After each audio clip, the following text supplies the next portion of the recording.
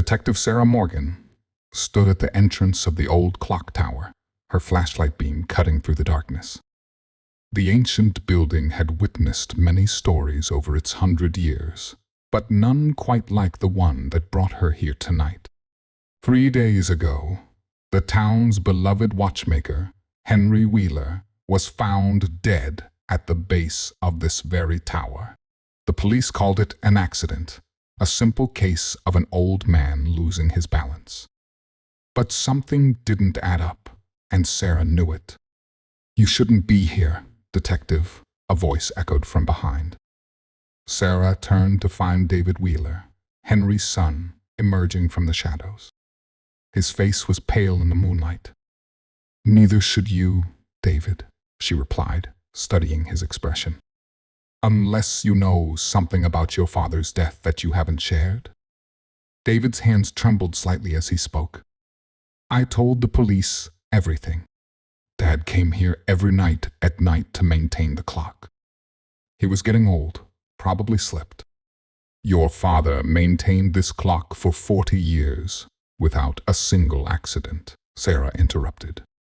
"And according to the coroner's report, he died at 11:45 p.m., not midnight. Why was he early that night?" A cold breeze whistled through the tower's broken windows, carrying the musty scent of aged wood and rusted metal. Sarah noticed something odd about David's right sleeve, a dark stain barely visible in the dim light. "I received an interesting call yesterday," Sarah continued, moving closer, "from your father's lawyer. Apparently, Henry changed his will 2 days before his death. He was planning to donate most of his estate to the town's historical society instead of leaving it to you." David's face hardened. "You don't understand. That clock tower was our family's legacy. Dad was going to throw it all away because of some stupid preservation project." "So you confronted him that night," Sarah said, pieces falling into place. "You came early, knowing his routine. But things got out of hand, didn't they? He wouldn't listen." David's voice cracked. "I only wanted to talk, but he got angry, started walking backward toward the railing. I reached out to grab him, but—" He looked down at his hands, tears welling in his eyes. Sarah's flashlight beam revealed scuff marks on the floor, signs of a struggle. "The last echo of midnight never came that night, did it, David? Because Henry wasn't alive to wind the clock." "It was an accident," David whispered, but they both knew it wasn't. Sarah reached for her handcuffs. "David Wheeler, you're under arrest for the murder of Henry Wheeler." As she led him away, the old clock tower stood silent, its hands forever frozen at 11:45 p.m. a permanent reminder of the night when time stopped for Henry Wheeler.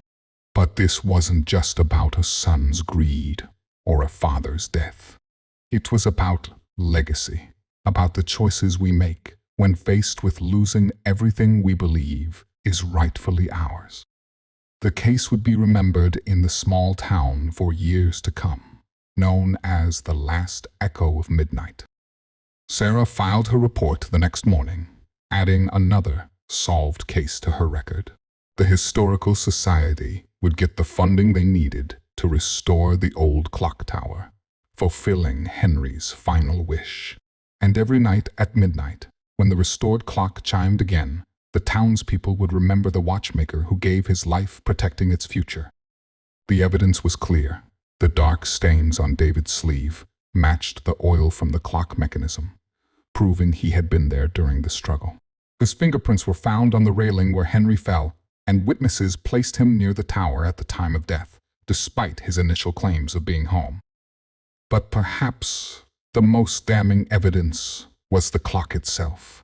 Henry had always wound it precisely at midnight, never early, never late.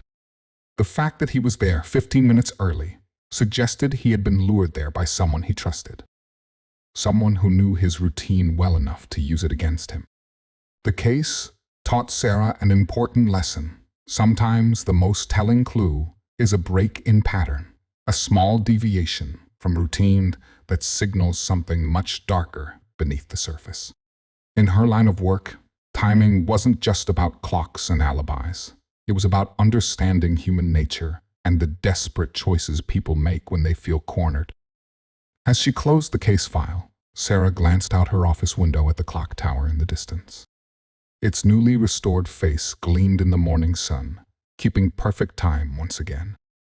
But she knew that somewhere in its shadows, the last echo of that fateful midnight still lingered, a reminder that justice, like time itself, eventually catches up to everyone.